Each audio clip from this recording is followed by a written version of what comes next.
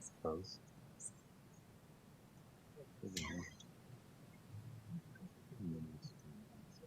One way. Is it 5:30 yet? Not yet. 1 minute.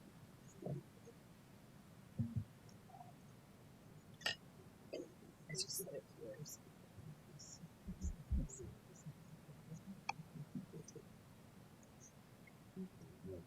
The next 60 minutes. We'll do that next week. This is when we're working on it. It was a long time ago.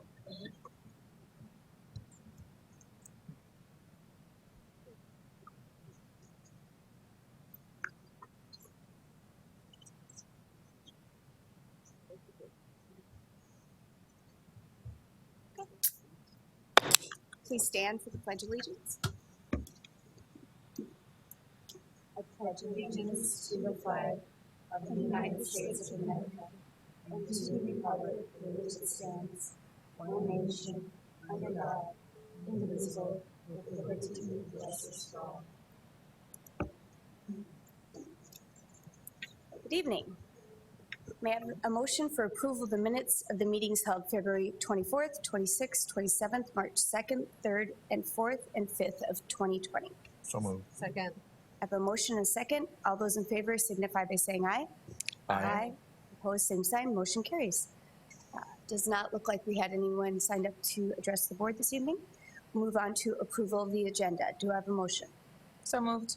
Second. I have a motion and a second. All those in favor of the approval of the agenda signify by saying aye. Aye. Opposed, same sign. Motion carries. Good news report, please. I think the sun is peeking out just in time for the good news report tonight. Well, as you know, at 7 o'clock tonight, we will gather at the Elride Shrine Mosque to celebrate the real heroes in the Sioux Falls School District. Approximately 1,900 of our 3,400 members of our staff are teachers. They are the miracle workers who encourage, support, guide, and help students on their educational journeys. While there are never enough ways to say thank you to the men and women who choose this profession, and also this is their passion, tonight we do our best to lift them up and celebrate those teachers. Nominations were open from November 1st through the end of January. Parents, students, colleagues, and community members were encouraged to submit nominations for the 32nd annual Dr. John Harris Sioux Falls Teacher of the Year. Bernite Motor Cars has supported this award since its beginning. That was 32 years ago, and during that time, they have surpassed donating more than $100,000 to our teachers for these awards. Each year, the award winner receives $4,000 as a cash gift, and they can use that however they wish. Vacation, maybe not a cruise at this time, but we'll see.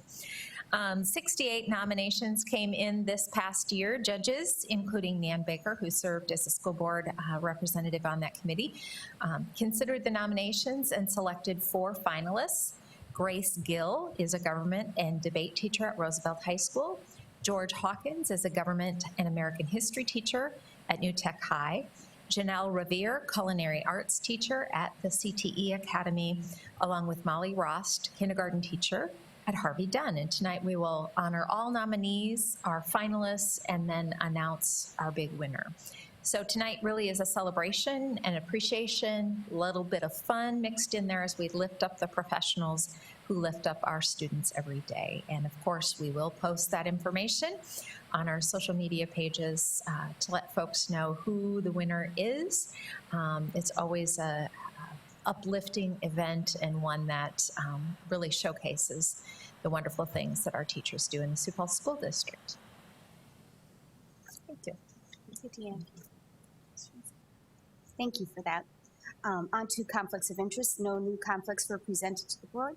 Approval of the consent agenda items 8A through E. Do I have a motion to approve? So moved. Second. I have a motion and a second. All those in favor signify by saying aye. Aye. Aye. Opposed, same sign. Motion carries. There were no new supplemental consent agenda items. On to the reports of the superintendent, please. Well, that was quick. Well, as you can see, we have 3 reports tonight. The first report is a report of the Joe Foss and President's Academy Programming Update Report. Here to give that report is Dr. Jamie Knoll, Assistant Superintendent. Good evening, board members. And the purpose of this evening's report is to update the board on the work of the committee that was established to evaluate and expand the programming at the Joe Foss and President's Academy programs here in the Sioux Falls School District that are located at the Axel Park building. This coincides with our strategic plan, and specifically in the area of student outcomes. The strategic initiative 1.2.3, the review and develop the district delivered programming at Joe Foss and the President's Academy. So in alignment with the strategic plan, what we did in the process is we looked at and put together a 21-member committee. The committee represented building administration, central administration, our counselors and contract employees, our liaisons that work with our EL students, and our success coordinators. From there, we really dug into a few of the main topics that we wanted to address with the Joe Foss programming, Joe Foss and President's Academy. Part of that was established with the Ombudsman, and when we contracted with the Ombudsman services, a lot of that was for the online format that we had at the Joe Foss program, and that fit the needs of many of those students as we've gone for several years, but it became more and more evident through things like the new graduation requirements that we needed more flexibility in the scheduling that we had at the Joe Foss program and for our President's Academy students. Also, our graduation rate, there was another significant factor that we looked at when we were trying to reevaluate what we had for programming for our students there at that program. And helping them to also see through a variety of options that they could see more purpose in their education to potentially go on to an associate's degree or a 4-year college or whatever it may be from there. So these were some of the key factors that we looked at when we started to review this as a committee. We had subcommittees that we broke into with our 21-member committee, and the focus area there was our career and technical education opportunities. So really, how do we help the students become more aware of what's out there? At our CTE site would be one, the academy site there, but also just what are some of the other job potentials they could have if they went on to an associate's degree or a career and technical education beyond high school. And we really wanted to introduce them to some of those. So one of the committees focused and worked on that extensively. We also worked on internships and business partnerships. So how can we get some of those students that are at those 2 locations out into the community more, working with our internships and business sites. And that really was afforded the opportunity through the change in the graduation requirements that we had to be able to allow students to earn more credits in that fashion. We also had a committee that looked at any new ideas that we could support our students there with, and then curriculum and credits. We obviously wanted to make sure that we still fulfilled their curricular needs and their credit attainment needs towards graduation. When the committees met in between, so our large committee met every other week. In between that time, the subcommittees would meet and go through some of their work. Some of that included going to visit different sites that we had, other programs that were offering alternative programming outside of our state. So there's places that they visited or contacted, including locations in the Minneapolis area or down in Omaha. So really to pull in some of those ideas so we didn't have to duplicate some things if there was already a concept or idea out there. The significant changes that we came up with when our group got back together was one in the area of the schedule, and I'll go into that much deeper, but the course offerings that we were going to provide the students, and then the student accountability and support, because we know full well that that's our most at-risk group for graduation. So we wanted to make sure we had accountability and support there. So the first area of this was the schedule, and you do have a little bit of an outline there. The outline that we have with the committee is much more extensive in providing different opportunities throughout that schedule. But you can see as a general, there's an opportunity at the beginning of the day where students can come in and utilize the lab and finish online coursework if they wish to. And then at the end of the day as well, there's 30 minutes on each end of that it'll be staffed. In between that time, each one of the sessions is 90 minutes in length.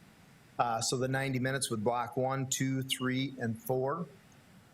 The students prior to this would do blocks 1 or block 2. So really there's just 2 block options, and that's some things that we heard from the student feedback, that time allotment was just too long for them at times to be able to sit there working interactively with the online programs. Obviously, they'd have staff support, but just to sit in front of what would be a computer online format and to stay engaged that way.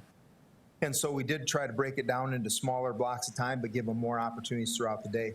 The students need to attend 3 out of the 4 blocks to maintain that full-time enrollment over there at the Joe Foss program. But when I say that they attend 3 out of the 4, there's a lot of options they can have. So it may not be necessarily physically attending during that time at that site or location. We'll go into that a little bit more. But one of the things that we heard from the students was the schedule. We needed to alter that, and that was one of the proposals that came through. The next piece of that was the course offerings. We did expand that significantly to be able to help the students earn their credits while attending at the Joe Foss or President's Academy. Work for credit is something we've seen quite often, and so we still have that. It's just to hopefully expand that option, and you'll see when we have the accountability and support that there's someone that'll be in charge of that to help the students go out and find those work locations, or in the next one, the internships. Another big key piece of that, work for credit, a lot of times the students lining up a job that may not necessarily turn into a career. And so through the internship piece, we really wanted to expose them to areas that could significantly impact them for a career. Hopefully in and of that, to be able to go on then to a potential 2-year degree or 4-year degree if they really found interest in that internship. The CTE block classes, that's something that all our students have access to, and that's where they typically go out there for the full CTE block time. There's the bus route that would take them to and from Axtell Park over to our CTE Academy. So that's afforded to them. That's not necessarily new. The online classes, that worked for many students. We did not want to lose that piece of it. We currently have that this year, and we have had that through multiple years through the Ombudsman program. So we purchased and bought multiple online platforms that we can still utilize at the Axtell Park and Joe Foss and President's Academy. We actually expanded that, so we're using even more platforms that we previously had with the Ombudsman program. CT Minis, that's a new piece of it, and that's where we're going to have a bus that will take students from Axtell Park over to the CT Academy for 2-week increments, so they can go, and it's just during that block 3. They can go over there, and the teachers over there have put together mini lessons to introduce them to all the different course offerings that they have at the CT Academy. So there may be a 2-week block where they can select to go into culinary arts, or it could be into the health careers, or it could be into automotive, auto body, welding. But they can take these 2-week blocks. The next 2 weeks, they can follow up with a different course if they want to. When they complete enough of those, they can pick up elective credit. So it would not go towards a CT credit, but they can pick up elective credit. The goal of that would be to expose them to multiple career opportunities. So I hope that they would eventually take another CT class there, a full-time block class there, or go into an internship where they can go out and experience what some of those jobs or careers are a little more extensively at an internship. Those CT minis, they'll run for 6 weeks, once every quarter, so they can go out and experience that time there. The teacher-taught hybrids, that's another one that will be new. We experienced this from some other schools and school districts who were teaching these 6-week courses, and so they'd really do more intense, almost like many would see during a interim or in the college setting where it's more intense, a shorter amount of time where they're just taking 1 course or 2 courses. And so those teacher-taught hybrid courses, a teacher will teach that. They'll go through and they'll have 6 weeks to be able to complete that course, and it's really outlined of what they need to complete during that time. So students could work ahead. If they are absent, they know exactly what they've missed, then come back in, and the teacher will have some time where they have teacher-directed class time, and then individual time where they'll go around and help the students to complete some of that coursework. That was another piece that we heard from the students is sometimes it's hard with the online because they may not fully understand that. They don't have a reading disability, but it's difficult to always read through those things and stay engaged as you're going through and reading that. So the teacher-taught hybrid courses is something that other school districts had seen some great success in, so we brought that in. The ELD, or the English Language Development courses, that's a teacher-taught as well. That's specifically more for our students that are English language learners. And so they'll take that course to continue to work on their language development. And then the last piece is our educational development coursework and job shadows. Part of that is, again, where they can accrue enough hours by going in and doing career enhancement. They could have speakers that come in and talk to them about career and career interest, where they're working on resume building skills, some of those soft skills, interview skills. And so all those would go together into earning credits, and the counselor that would be there in the career and technical education, the graduation coach, would take them through a lot of those processes of the educational development coursework. And it's really how do we develop their skills so that they do go apply for jobs, that they have a better chance of earning that job. Or if they're trying to apply for college or vocational school, that they can help them complete a lot of that task works. So those are the 8 course offerings that we would have out at the Joe Foss President's Academy site. Student accountability and support. As I said, this group of students, each one of them are attached back to their home high school, so they're still a Washington student or a Roosevelt student or a Lincoln student, but they've obviously wanted a different opportunity or alternative education route, so they've gone to the Joe Foss or President's Academy program located at Axel Park. We need to give them additional supports because we do have more of the students there that are not graduating or graduating on time. So the additional supports that we have, there is currently a counselor there. The counselor there had other obligations as well within the Axel Park. They're going to be freed up now, so they'll solely be working with the Joe Foss students to give them more additional support there through counseling. Part of the piece that we're going through, the recommendation from the committee, was a career and technical education and graduation coach. This is the individual that'll be helping to set them up with the work for credit, the internships, bringing in those individuals from the community that'll talk to them about career building skills or how do they complete a resume and applying for jobs. So taking them through a lot of those important pieces that many of us have kind of learned as we've gone through life, but really to help teach them those skills so that they have a better opportunity when they go out and apply for jobs. Our social worker, there's a social worker that is there. That changed actually a year ago. They're part-time there now. They have not worked directly with the Joe Foss students, but they will now as part of their assignment there. The homeschool success coordinators from the 3 buildings, because they're located at our 3 traditional buildings, Washington, Lincoln, and Roosevelt, will each be spending time over there helping those students, especially the ones that are assigned back to their home school. Our EL liaison will work with our ELL students, and then counseling services from Southeast Behavioral Health has had conversations with them, and they're more than open to opening more counseling sessions over at the site there to be able to help the students with a variety of different background of issues they may have. So that's the additional accountability and support piece. The other part of this that comes in, our Joe Foss budget for the programming for FY21 is just under $900,000. That's approximately about $232,000 less than the contract we had in FY19 for the services of the Ombudsman program. So this will all be staffed now and managed by Sioux Falls School District employees and going through to be able to provide those services in all regards, an enhanced number of services that we'd have for those students over at the Joe Foss and President's Academy program. In summary, the 21-member committee, reviewed the programming at the current Joe Foss and President's Academy programs and went through and added additional pathways to the existing programs that we currently have there. These changes are recommended to begin in the 2021 school year. And then we'll review those as we go throughout the year to make sure that they are effective. If they're not, then we want to look at other alternatives. We also have processes in place to be able to survey the students to see what other things they feel we may be missing as we go along that path. The final part is the administrative recommendation, and it's to acknowledge the report on the work completed by the Joe Foss and President's Academy Review Committee. And I will stand by for questions. Thank you, Dr. Nold. This is one of the most exciting reports I've seen. What the committee and you have done is revolutionary to Joe Foss. I think this is going to be so more meeting the students in what they need. When we decided to depart from the Ombudsman program, it could have been easy to say we'll just continue with online courses or something, and to come up with a plan like this, I'm very, very excited to see how the outcomes, what they will result in for these students. So thank you to the committee and you for putting this together. Thank you.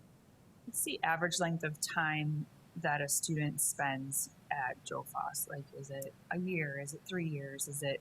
And I know there's both ends of the range, right? Because you could come over as a junior and finish up, and you could come over as early as a freshman. Yep, and they could. Fewer of the freshmen have been going there. So generally speaking, it's going to be more to your 10th, 11th, 12th grade. Now, even saying in 10th grade, it may not be that they're a true 10th grader. It could be that they did not have enough credits to go to 11th grade.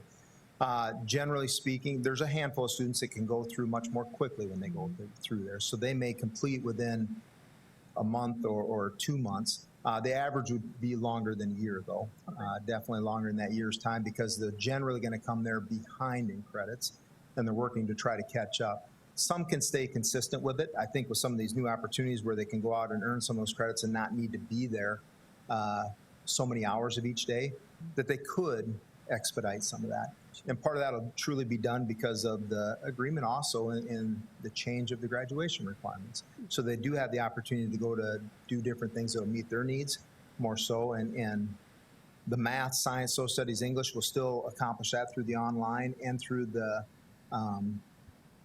teacher-taught hybrids. I think the hybrids will help immensely, but it was definitely over a year's time it took. And matter of fact, we didn't run those numbers on it. I'm going to imagine it's well over 2 years they would take those students to finish, if they finished. And that's another hard part of that. Yeah. And I would echo Cynthia in that I feel like the students that come to this program, it's a variety of reasons, but for some of them, it may just be that the traditional education isn't for them. For others, it might be that they are distracted by the work that they have to do to maybe support their families. And so school is challenging. And so adding these additional options, you know, I'm just thinking a student could do the work for credit and they could work in the evenings. And yes, they're going to get paid, which helps their family, but they're also earning credits towards their education too. And so as our community continues to change and evolve, and students have different things pulling them in several directions, this is such a wonderful option for those students to really help them to get value out of their education. I love that we're doing the CTE things, because our goal would obviously be that for all of our students, when they graduate from our district, that they have tangible skills that they could take and not just have to end up with a solely entry-level position, but that they have something that sets them apart. And so even if they go to Joe Foss and they get an alternative education, they still have the opportunity to get that value and those additional skills. So I think this is awesome, and I hope that, and I imagine that you'll get that same feedback from students who maybe have been there this year and then they get to come back next year and they want to come back next year because of the offering, and they want to finish because they have a class they're hoping to get to take because they heard things from other students or whatever it may be. And long term, that's just going to help us to produce more graduates, but also more productive members of our community as well. So thank you and your team. And in talking with individuals over at the Joe Foss, that is part of the hope too, that this will attract some of those students that haven't completed, that haven't been attending, back into the program. Thank you. Great work by the committee. This covers so many needs that we have. Just, I'm excited to see the results from this. Thanks for doing that. This really speaks to some research I was just reading about out of Stanford, and it really shows some sensitivity towards the various learning styles of those students at Joe Foss, and to the extent that we used our local resources here, right here in the school district, to tackle those deep issues and create that burning desire to learn, be lifelong learners in those students, and really set them up for success is a reflection of you all, and way to go. Any more questions, comments? Seeing none, do I have a motion to acknowledge the report on the work completed by the Joe Foss and President's Academy Review Committee? So moved. Second. A motion second. All those in favor signify by saying aye. Aye. Aye. Opposed, same sign. Motion carries. Thank you. Okay, it's Todd. Does he want to speak this?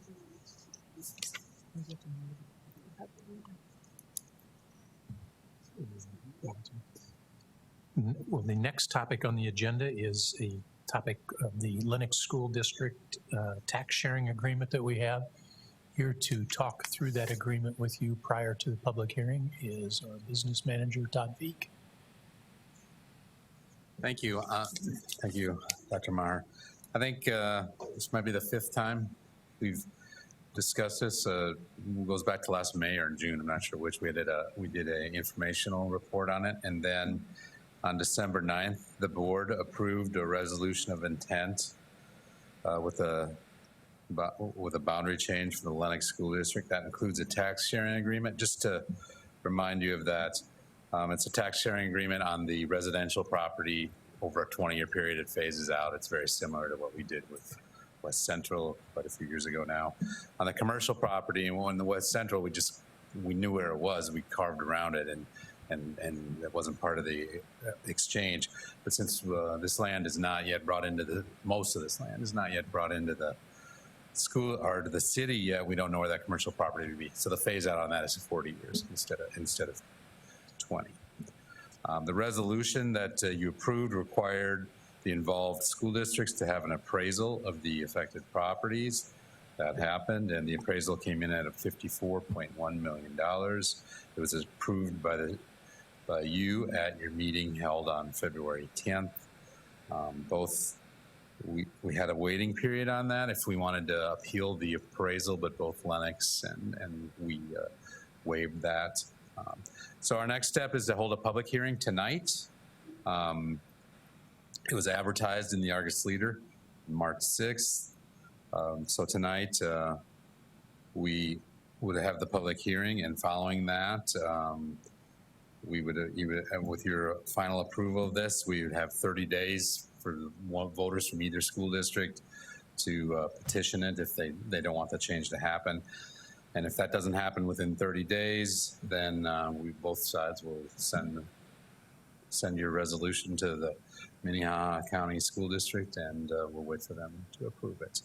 Just to refresh your memory on there, I just put up the map, the area. The purple area is the Sioux Falls.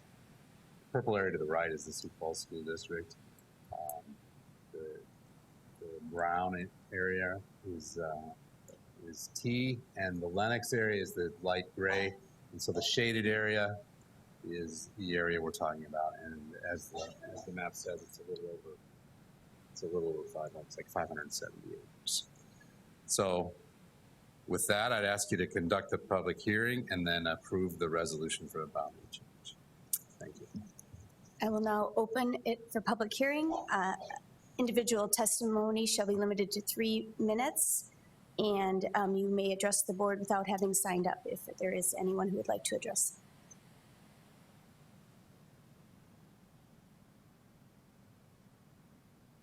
Seeing none, I close the public hearing. Do I have a motion to approve the resolution for a boundary change between the Lennox School District 41-4 and the Sioux Falls School District 49-5, and further approving the agreement for tax sharing? So moved. Second. I have a motion and a second. All those in favor signify by saying aye. Aye. Opposed, same sign. Motion carries. Thank you, Todd. Okay, our third item of this evening will also be done by Mr. Reed, and that is our legislative update. Interesting day today. Yes. Good day. Yeah, thank you again. So last time we kind of went through many of the key bills that we opposed were defeated. So right now that number is pretty much all the key bills that we had. There's 11 of them that were defeated. I won't go through those again because we went through those last time. And then I would just say since last time, Senate Bill 170, which was the governor's bill regarding capital outlay, that was the kind of the compromise between the education groups and the governor's office, has passed both houses. It hasn't been signed yet by the governor, but it was her bill, so I'm guessing she'll sign it. And the part of that will affect us in Sioux Falls is it changes the inflationary increase from 3% or inflation, whichever is less, to 3%. And then plus you also get new construction. But the inflationary amount went to just a flat 3. So we thought that was a good compromise. And then of course the big news today is that the leadership of both houses and the governor have got a tentative agreement. There isn't a bill that's been passed yet, but a tentative agreement or an agreement to go to 2%, which is what the statutory inflation factor was for school districts. That's in the general fund. My understanding is that in the special ed fund, they did their 3-year adjustment, and that will be the increase for schools there because that amount tends to, that grew, and about grew for us, I think around 2% too. Kind of, that's fairly ironic. It's not, wouldn't be that way for every school. Some will be higher, some would be less. But I understand that adjustment is what's going to be the inflationary increase on the special ed side. So with that, I'd stand by for questions, or then just ask you to approve the report. Thank you for your work at our last meeting regarding the history of what school funding has. And I think that was helpful when I at least reached out to legislators to lobby on school districts' behalf about 2% and keeping that promise. So I appreciated that information. It was helpful. And thank you to the governor and the legislature for, sounds like they made a deal.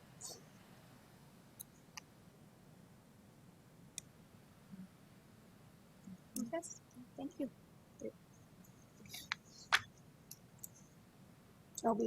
Do I have a motion to approve the legislative update report? So moved. Second? I have a motion and second. All those in favor signify by saying aye. Aye. Opposed, same sign. Motion carries.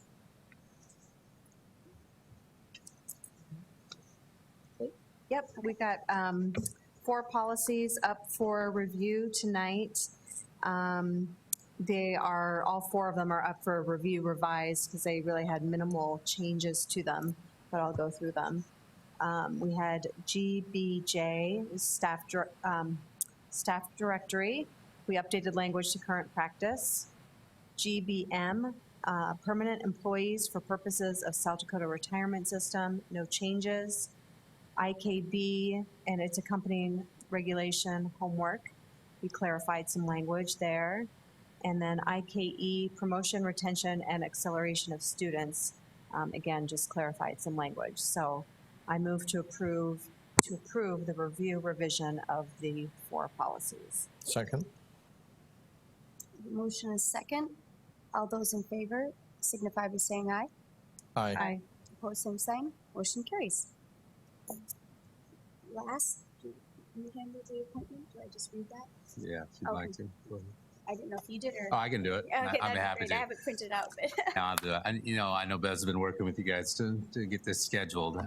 So what we're working with here is our part as a school district on the Board of Equalization. We need one of you at those meetings, and I know she's worked with you. So you have that in your materials. You all know what your time. We just need a motion to approve that. So I'll just read it quick. Appoint all school board members to the local Board of Equalization in accordance with SDCL 101113. It being understood that all members of the school board will serve as they are able to schedule their time, and authorizing school board members to be paid for attending the Board of Equalization hearings beginning Monday, March 16th, 2020, and concluding Friday, March 21, 2020. Thank you. Do I have a motion? So moved. Do I have a second? Second. I'll take it by roll call. Board Member Tolkien. Aye. Board Member Parker. Aye. Board Member Ryder. Aye. Board Member Booth. Aye. And Board Member Mickelson. Aye. All approve. The motion carries. Thank you. I would just like to point out that Thursday is our first community input session for the boundaries at Memorial at 5:30. So reminder to attend if you are able to. You can attend one or all. It doesn't matter if you live in the Memorial District. Attend whichever one works best in your schedule, or all of them if you want to keep posted on what's going on.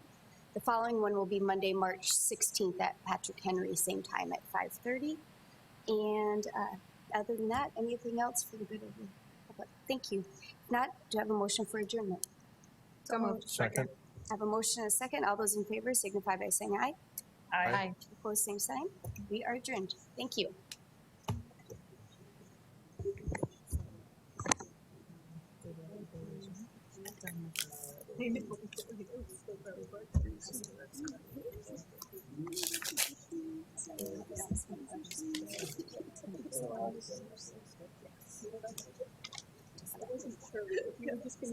Yeah, I have to, it's making our job a lot easier.